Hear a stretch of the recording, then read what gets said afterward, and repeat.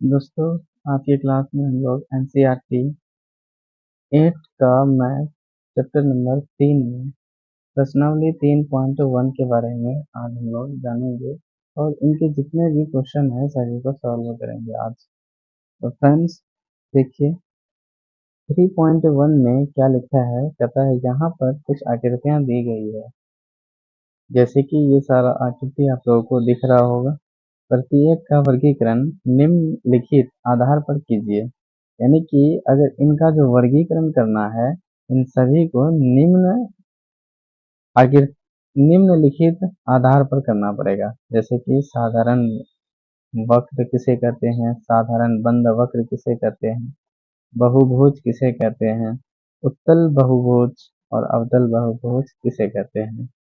तो पहले इनको जानने के लिए सबसे पहले हमें जानना पड़ेगा कि साधारण वक्र किसे कहते हैं, साधारण बंद वक्र किसे कहते हैं, बहुभुज और उत्तल और अवतल बहुभुज किसे कहते हैं। तो फ्रेंड्स, इसमें हम लोगों को सबसे पहले ये देखना पड़ेगा कि हम यहाँ पे पहले आपको लिख देते हैं कि पहला जो सवाल है, पहला सवाल का जैसे कि इसमें लिखा है प्रत्येक का वर्गीकरण। तो साधारण के बारे में आपको बताते हैं कि ये जो साधारण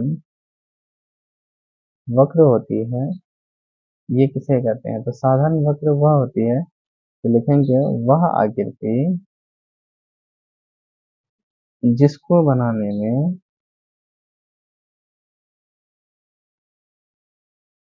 बनाने में पेन को यानी कलम को एक ही बार में बना दे बना दे बिना कलम उठाए बिना कलम उठाए ये समझ लो। ठीक है, वह आकृति जिसको बनाने में कलम को एक ही बार में बना दे बिना कलम उठाए। और यहाँ कलम की जगह कलाम लिखा चलेगा, तो ये कलम हो जाएगा। ठीक है, कलम उठाए। जैसे कि हम इसको ऐसे करके यहीं से स्टार्ट करेंगे और यहाँ बना देंगे। ये क्या हो गया, ये हो गया आपका साधारण वक्र हो जाएगा। जैसे कि अगर मान लीजिए हम इसको ऐसे करके यूं लाए, ऐसे करके ऐसे बना दिए, ये भी एक तरह का कौन सा हो गया, साधारण वक्र हो गया। लेकिन आपको दोस्तों देखना पड़ेगा कि यहाँ पे जो आप देख रहे हैं कि सारा जो आकृति दिख रहा है, क्या इनको हम बना सकते हैं इस तरह से। तो देखते हैं यहाँ पे, जैसे कि इसको बनाने के लिए अगर हम यहाँ से स्टार्ट करते हैं और यहाँ आए ऐसे करके फिर यहाँ हम चले जाएंगे, इसका मतलब ये एक ही बार में बिना कलम उठाए हुए ये आकृति पूर्ण हो जाती है। तो इसका मतलब हुआ कि यह साधारण वक्र हुआ। तो यहाँ साधारण वक्र जो हो जाएगा, यहाँ पे लिख देते हैं साधारण वक्र कौन कौन होगा। तो एक नंबर भी हो जाएगा, ये वाला हो जाएगा। और दूसरी की बात करते हैं ये वाला, जैसे कि इसको भी आप देखिएगा बना करके, तो ऐसे एक बार स्टार्ट करो, ऐसे फिर ऐसे फिर ऐसे, यानी कि ये भी बन जाएगा। तो कोमा में दो नंबर भी हो जाएगा। तीसरी की बात करें तो तीसरी में एक बार ऐसे करके यही बिंदु पे चले गए और दूसरी बार फिर एक बार ऐसे करके इस बिंदु पे जाएंगे। लेकिन यहाँ पे इस आकृति को बनाने के लिए हमें डबल बार यानी कलम को एक बार उठा करके फिर दूसरी बार कलम को उठा करके दूसरा है ना सर्कल को घेरा लगाएं। इसका मतलब है कि इसमें दो बार कलम उठ गया, तो ये नहीं होगा। समझ में आ गया ना। बात करते हैं फिर इसको, तो यहाँ पे भी नहीं होगा क्योंकि यहाँ पे ऐसे करेंगे फिर ऐसे करेंगे, फिर थोड़ा सा दिक्कत पड़ेगी और क्लियरिटी नहीं बन पाएगी पूरी तरह से। और यहाँ पे कई बार उसको काटा भी गया है। ठीक है, यहाँ पे कई बार पेन को एक दूसरे लाइन पे काटा गया है, तो इसका मतलब ये भी नहीं होगा। ठीक है, बाकी हम लोग देखते हैं ये वाला फिगर को। जैसे कि इस फिगर को देखते हैं, तो यहाँ से अगर हम स्टार्ट करते हैं ऐसे करके ऐसे, इसका मतलब ये होता है। तो यहाँ पे कोमा में लिख देंगे चार नहीं सॉरी 5 नंबर। इसके बाद इसको भी देखेंगे तो ये एक बार में ही हो जाएगा, है कि नहीं। हम इधर साइड में बना के दिखाते हैं आपको, जैसे यहाँ पे बना के दिखाते हैं, ऐसे किए ऐसे करके फिर यहाँ मिला दिया, इसका मतलब ये भी बन जाएगा। यहाँ पे 6 नंबर भी हो जाएगी। बाकी इसको देखते हैं, यहाँ से स्टार्ट करेंगे, ऐसे ले करके ऐसे करके यहाँ पे मिल गया। इसका मतलब ये भी आकर के करेक्ट है, तो यहाँ हो जाएगा। और इसको जब देखेंगे तो यहाँ पे हमको ना डबल बार यहाँ पे ऐसे करना पड़ रहा है कि नहीं, यानी कि ये भी नहीं होगा, तो ये कट हो गया, समझ में गया ना। तो हमारा जो आंसर हो जाएगा पहला नंबर पे, हमारा आंसर यही होगा। तो लिखेंगे साधारण वक्र जो है 1, 2, 5, 6 और 7, सॉरी 7, हाँ ठीक है 7 नंबर बनेगा ना। ये सारा का सारा साधारण वक्र हो गया। साधारण वक्र आप समझ में आ गया होगा सबको, ठीक है। अब आते हैं हम लोग दूसरा नंबर पे, इसको थोड़ा इधर करते हैं। अब यहाँ पे दूसरा नंबर पे कह रहा है कि बी नंबर में पूछ रहा है कि साधारण बंद वक्र, साधारण बंद वक्र।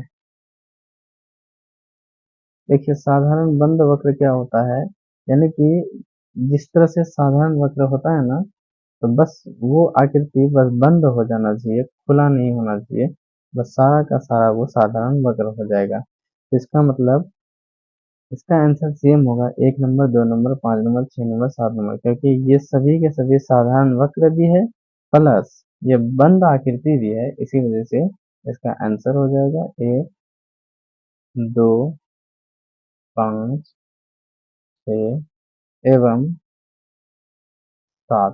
ठीक है, इसका आंसर ये हो जाएगा और इसका आंसर ये हो जाएगा। तो 2 नंबर बी नंबर में समझ में आ गया होगा।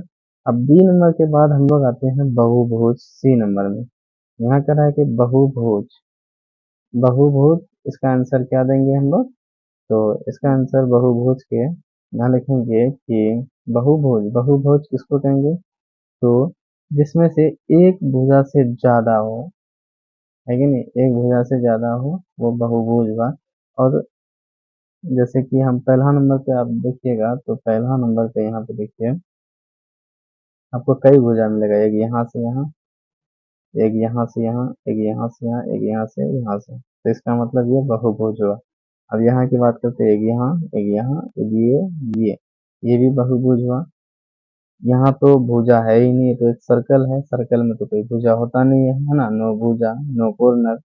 अब यहाँ पे बात करते हैं, तो यहाँ पे यहाँ ऐसे करके इसको लेंगे तो यहाँ डबल बार देखा आ जाएगी, फिर इसको इधर से लेंगे तो यहाँ डबल बार आ जाएगी, इसका मतलब इसमें बहुभुज नहीं होगा। हालांकि लग रहा है कि बहुत सारा भुजा है इसमें, लेकिन यहाँ पे एक ही भुजा को कई बार ले लिया जाता है, इसकी वजह से ये बहुभुज नहीं होगा। बाकी इसमें भी बहुभुज नहीं है, इसमें भी नहीं है, बाकी इसमें बहुभुज है क्या, देख लेते हैं। एक ये हुआ, एक ये हुआ, ठीक है, ये दोनों क्या हो गया। बस इसमें आंसर में जो होगा इसका यही सिर्फ होगा, एक और दो, यहाँ पे भी बहुभुज नहीं है। हाँ ये दो ठो तो यहाँ दो ठो तो भुजा है, बट यहाँ से फिर एक भुजा नहीं है कि नहीं, ये तो चाप हो जाएगा एक तरह का। इसी वजह से इसका आंसर जो होगा 1 नंबर भी होगा तथा एवं 2 नंबर भी होगा, समझ में आ गया ना। तो इसका आंसर ऐसे दे 1 नंबर और 2 नंबर। बाकी उसके बाद जो आती है डी नंबर पे, तो डी नंबर में कहता है कि उत्तल बहुभुज क्या होती है, अवतल बहुभुज। इनके बारे में ना एक अंतर जान लीजिए, उत्तल बहुभुज और अवतल बहुभुज। अवतल बहुभुज इन दोनों में क्या अंतर है ये देखिए। उत्तल बहुभुज किसको कहेंगे और अवतल बहुभुज किसको कहेंगे। उत्तल बहुभुज किसको कहेंगे, जिसमें सभी कोणों या कोण 180 डिग्री से कम हो। लेकिन इसमें लिखेंगे जिसमें, जिसमें सभी कोण 180 डिग्री से ज्यादा हो, ज्यादा हो।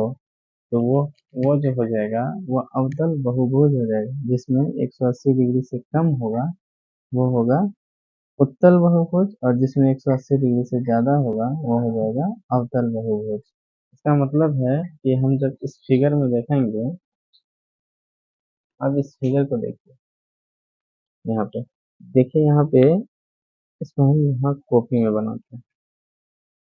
ठीक है, कॉपी में जैसे पहला वाला फिगर बनाते हैं ऐसे करके, ऐसे है, ऐसा कुछ है। ठीक है, यहाँ पे देखते हैं तो 180 से कम है, यहाँ पे भी 180 से कम है, यहाँ पे भी 180 से कम है, यहाँ पे भी 180 से कम है। लेकिन जब ये भुजा को यहाँ देखते हैं तो इसका मतलब 180 डिग्री तो ये होता है ऐसे करके, लेकिन यहाँ तो कुछ ज्यादा ही बड़ा हो गया है कि नहीं, सांप जैसा। तो ये मतलब 180 डिग्री से ज्यादा है, ये नहीं होगा। बाकी दूसरा नंबर पे जो है, दूसरा नंबर पे ऐसे करके, ऐसे, फिर ऐसे। तो यहाँ 180 से कम है, ये भी 180 से कम, ये भी 180 से कम, ये भी 180 से कम, ये होगा। तो ये आ जाएगा आपका उत्तल में, बी नंबर का उत्तल बहुभुज में। उत्तल बहुभुज में जैसे कि 2 नंबर आ जाएगा। बाकी और कोई नहीं आएगा, तो इसका आंसर यही होगा, 2 नंबर हो जाएगा। बाकी बी के बाद ई नंबर में देखते हैं। ई नंबर में कह रहा है कि अवतल बहुभुज, अवतल बहुभुज, अवतल बहुभुज। तो अभी जस्ट बताएं कि अवतल बहुभुज किसको कहेंगे। अवतल बहुभुज इसको कहेंगे जिसमें 180 डिग्री से ज्यादा हो। 180 डिग्री से ज्यादा इसी फिगर में है, तो यहाँ पे 1 नंबर का यहाँ आ जाएगा, तो लिखेंगे 1 नंबर इसका हो जाएगा 180 डिग्री से ज्यादा। ठीक है, तो यहाँ पे क्लियर होगी। तो इसको हम क्या करते हैं, सबसे पहले इसको बढ़िया से सजा के लिखते हैं। एक ए नंबर में पूछा था, ए नंबर में क्या पूछा था, ए नंबर में पूछा था कि साधारण वक्र, लिखेंगे साधा वक्र के लिए पूरी तरह से लिख देते हैं, जैसे कि 1 से 2, सॉरी 2 के बाद 5, 6 एवं 7, ये आंसर हो जाएगा। ठीक है, और उसके बाद बी नंबर में पूछा था, बी नंबर में साधारण बंद वक्र, साधारण बंद वक्र में जैसे कि क्या लिखा कि हम लोग आंसर इसका भी सेम था, 1 नंबर, 2 नंबर, 5 नंबर, 6 नंबर एवं 7 नंबर, इसका भी आंसर यही हो जाएगा। और सी नंबर में बहुभुज,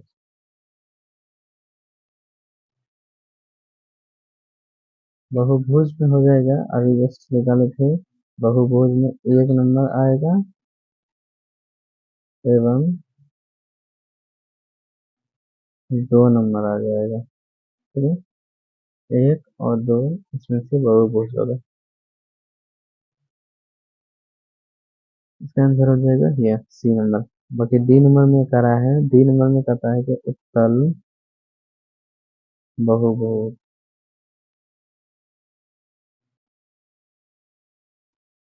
उत्तल बहुभुज, उत्तल बहुभुज का आंसर हो जाएगा, उत्तल बहुभुज में जैसे कि सिर्फ और सिर्फ 2 नंबर आएगा। क्यों? क्योंकि इसमें 180 डिग्री से सभी कोण छोटा है, लेकिन ये 180 डिग्री से ये वाला कोण बड़ा है, ये वाला जो कोण दिख रही है। ठीक है, तो इसका मतलब इसका आंसर 2 हो जाएगा। ई नंबर में देखते हैं अवतल बहुभुज, अवतल बहुभुज में जब देखते हैं तो हमको दिख रहा है कि 180 डिग्री से ज्यादा तो यही है, इसका मतलब 1 नंबर का इसका आंसर हो जाएगा। ठीक है, तो ये 1 नंबर का फुल और फाइनल हो गया। ठीक है, अब आते हैं हम लोग 2 नंबर के सवाल में।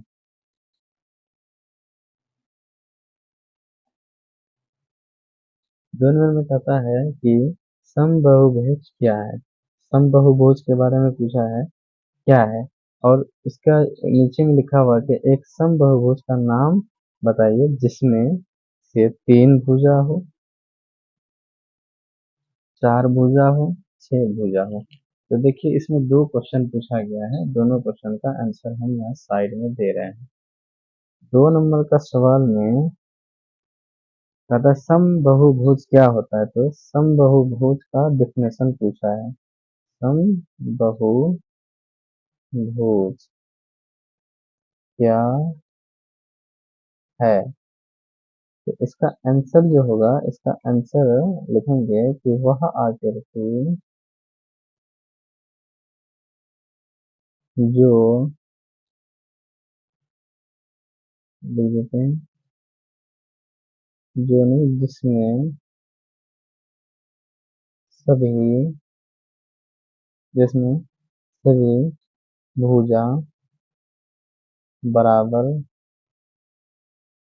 हो, है क्या।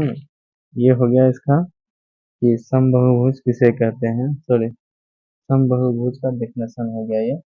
बाकी इसमें एक नंबर में कहा है कि 3 भुजाएं हो ऐसा कोई समबाहुभुज बनाइए। तो ऐसा समबाहुभुज बनाने के लिए हम लोग इसके सामने में एक फिगर बनाते हैं, जैसे ये फिगर बना देते हैं, जिसमें से सभी कोण 60 डिग्री का होगा। कितना डिग्री का, 60 डिग्री। 60 60 60 तीनों मिला के 180 डिग्री हो जाएगा। और 2 नंबर में कह रहा है कि 4 भुजा वाला होना चाहिए, है ना। 4 भुजाएं जैसे कि अगर हम वर्ग की बात करें, इसमें से भुजा भी बराबर होगा और कोण भी बराबर होगा, और इसमें 90 डिग्री का कोण होगा, सभी में 90 डिग्री का कोण हो जाएगा, सभी मिलाकर के 180 डिग्री का हो जाएगा। और उसके बाद 3 नंबर में पूछा है, 3 नंबर में कह रहा है कि 6 भुजाएं हैं, 6 भुजाएं हो। उसके लिए ऐसे करके आप फिगर बना सकते हैं, जिसमें से बराबर बराबर भुजा लगना चाहिए, बिल्कुल ठीक है। अब इसमें से 6 भुजा है, 30 30 डिग्री का होगा, ये 30, ये 30, ये 30, ये 30, ये भी 3 3 6 3 9 3 14 3 6 18, तो 180 डिग्री टोटल हो जाएगा। तो ये फ्रेंड्स आपका एक्सरसाइज 3.1 पूरा हो गया है, और आशा करते हैं कि आप लोगों को बिल्कुल मस्त और एकदम बेहतरीन तरीके से समझ में आ गई होगी, क्योंकि इनको हमने पूरी तरह से पहले हमने बता दिया है कि साधारण वक्र क्या होता है।